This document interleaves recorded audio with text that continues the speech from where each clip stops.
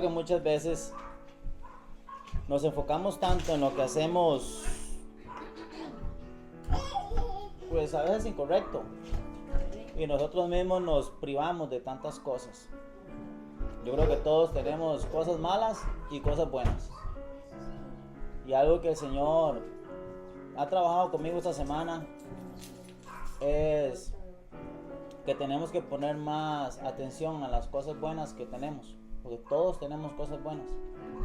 Todos tenemos algún don que Dios nos dio.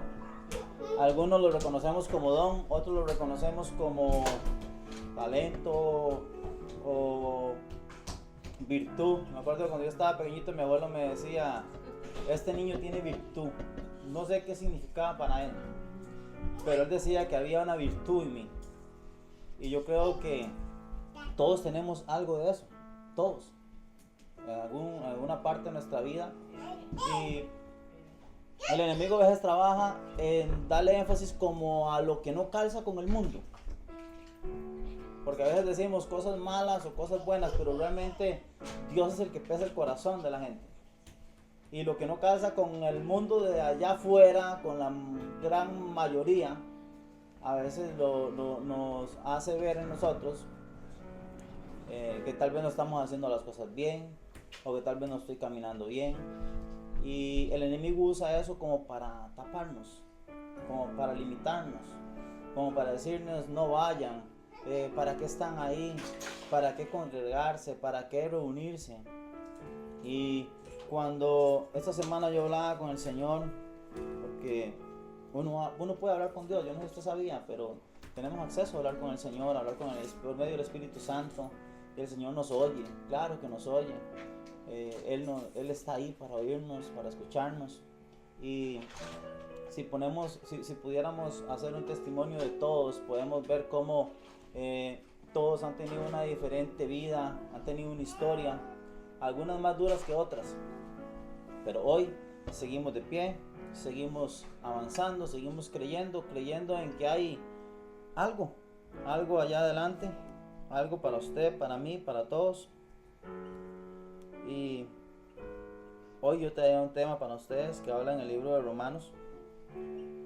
El libro de Romanos 12:4 dice: porque de la manera que en un cuerpo tenemos muchos miembros, pero no todos los miembros tienen la misma función, así también nosotros, siendo muchos, somos un solo cuerpo, y todos miembros los unos de los otros.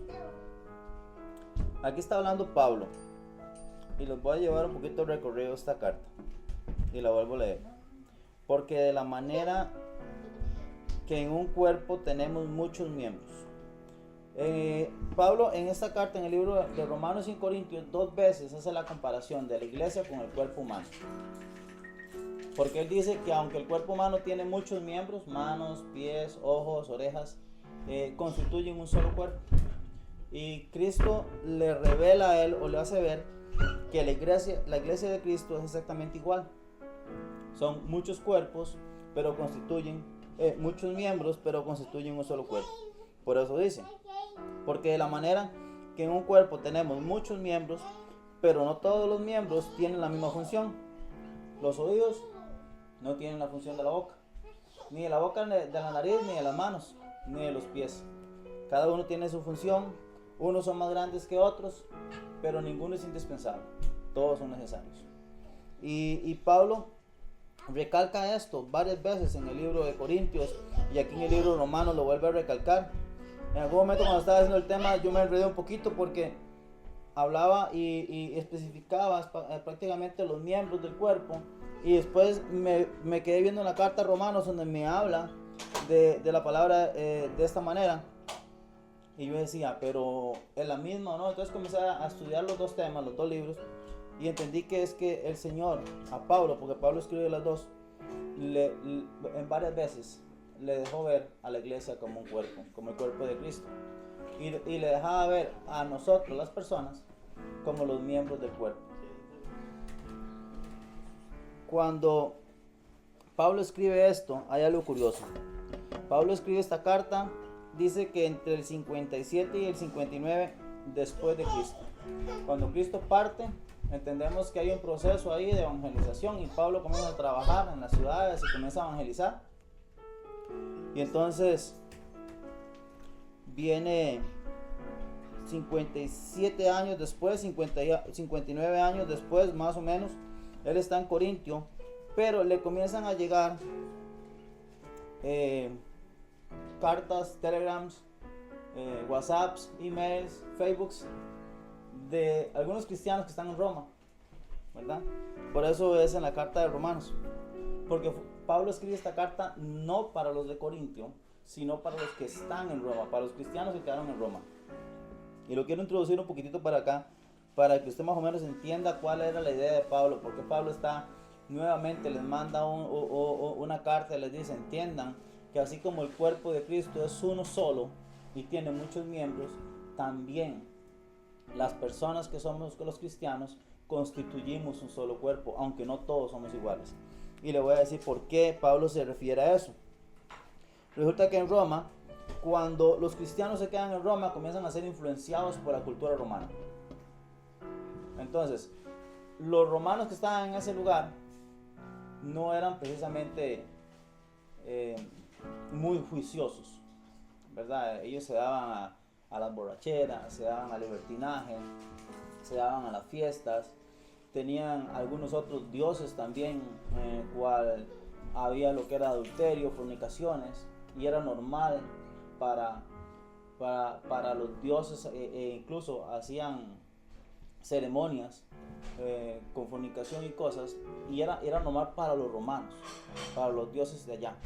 Cuando los cristianos que están en Roma comienzan a levantarse en Roma, comienzan muy bien, comienzan con un evangelio, comienzan a esparcir la palabra, comienzan a evangelizar, pero se quedaron ahí y se comenzaron a contaminar.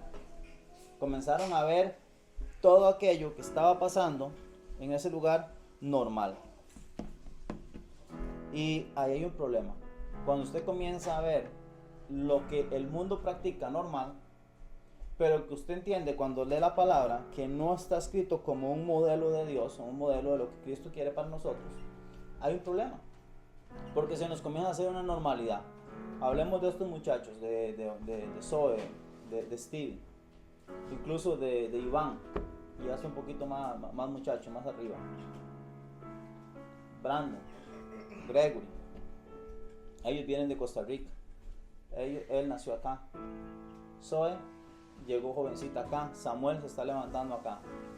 Y el problema es que tenemos un problema, porque allá afuera el enemigo está usando estrategias para hacerles ver a ellos que muchas cosas son normales, cosas que nosotros como adultos sabemos que no son normales, que no son bien vistas a los ojos de Dios. Y esto estaba pasando en Roma también. Imagínate, 57 años, 60 años después de Cristo ya estaban esos problemas. No es que, ay, que mire, que qué peligroso, que ahora, ¿qué vamos a hacer con las nuevas generaciones? Que si tenemos un hijo, ¿cómo vamos a hacer para criarlo? Porque el mundo se está perdiendo. No, 60 años después de que Cristo parte, ya se estaba viendo esto en la iglesia. O sea, la maldad, el enemigo siempre está y siempre ha influenciado sobre la juventud, porque sabe que lo que hay en el futuro siempre van a ser jóvenes con mentes renovadas o con mentes dañadas, y de esa manera se esparce el mal, pero también se esparce el bien. Cuando usted logra hacerle entender a un joven que hay una línea que agrada a Dios, y él por su propia voluntad comienza a tomar decisiones y a caminar dentro de la línea correcta, él va a tener bendición en su vida. Hay incluso promesas donde a los jóvenes se les habla y se les dice: honra a tu padre y a tu madre y serán alargados tus días. La primera palabra de bendición que viene con promesa a todos los hijos que honran a sus padres. Pero la generación de afuera resulta que está como en contra, ¿verdad?, de la honra a los padres, porque les inculcan un montón de cosas de libertinaje y es cierto, claro, todos tenemos la capacidad de tomar decisiones y de ser respetadas nuestros pensamientos, pero hay un orden para todo, hay una edad para todo. Ahora hablemos de nosotros los más grandes. Los más grandes, lastimosamente, mientras el enemigo transforma la mente de los más jóvenes, A veces los más grandes no hacemos nada. Seguimos ahí, en la vida normal, como no soy yo, como no es mi hermano, como no es mi hijo, como no es mi amigo, pues que se la arregle cada quien como pueda. Y entonces decimos, pues yo no hago nada malo, yo no hago nada bueno, ahí voy, estoy bien, camino tranquilo, no molesto a nadie.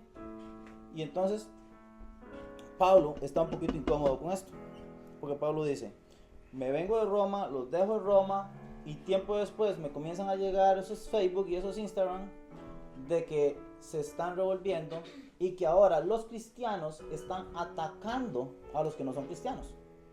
Vean lo curioso. Y esto es lo que se desató en Roma. Los cristianos comienzan a atacar a los que no son cristianos y es que a maldecir. Lo podemos ver también en la vida real de ahora, en la vida moderna de ahora. Pero los romanos se comienzan a burlar de los cristianos. Entonces, en lugar de hacer un evangelismo, en lugar de crecer, en lugar de esparcir la palabra, y donde dice la palabra que Dios quiere que todos sean salvos, todos sean salvos. Incluso ahora el sábado que estábamos predicando en una iglesia, yo hablaba con ellos y yo les decía, entender